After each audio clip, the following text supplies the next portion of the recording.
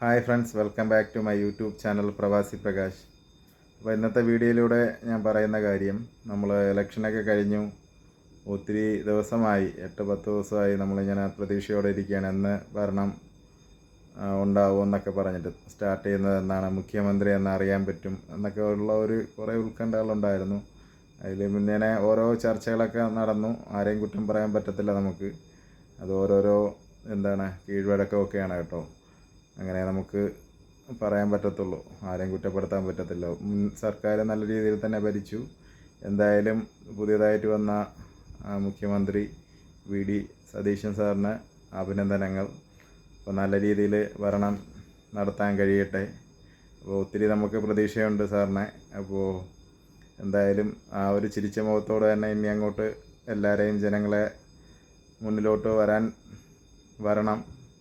അപ്പോൾ എല്ലാ കാര്യങ്ങളും നമ്മൾ എന്തെങ്കിലുമൊക്കെ ഉണ്ടെങ്കിൽ നമുക്ക് അങ്ങയുടെ പറയാൻ പറ്റത്തുള്ളൂ. അപ്പോൾ നമുക്ക് എപ്പോഴും ഓഫീസിലായാലും കയറി വന്നു കഴിഞ്ഞാൽ നമുക്ക് കാണാൻ പറ്റുമെന്നുള്ള പ്രതീക്ഷയുണ്ട്. അപ്പോൾ ആ പ്രതീക്ഷ നമുക്ക് ഒത്തിരി മാറ്റങ്ങൾ കിട്ടുമെന്നുള്ള സൂചനയുമുണ്ട് നമുക്ക്.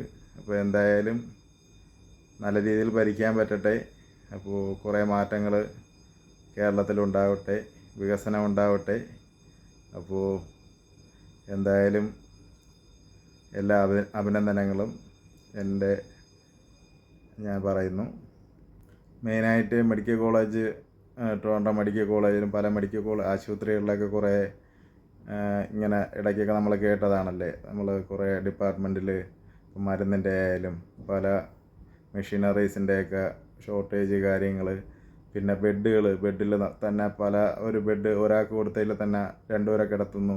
അതൊക്കെ ഇങ്ങനെ വാർത്തകളിലൂടെ കണ്ടു. അപ്പോൾ അങ്ങനെയൊക്കെ ഉണ്ടെങ്കിൽ സാറ് തന്നെ ഒന്ന് മുൻകൈ എടുത്ത് ആ ഡിപ്പാർട്ട്മെൻറ്റിൽ ഇപ്പോൾ അതൊക്കെ ഒരു മാറ്റങ്ങളൊക്കെ വേണം.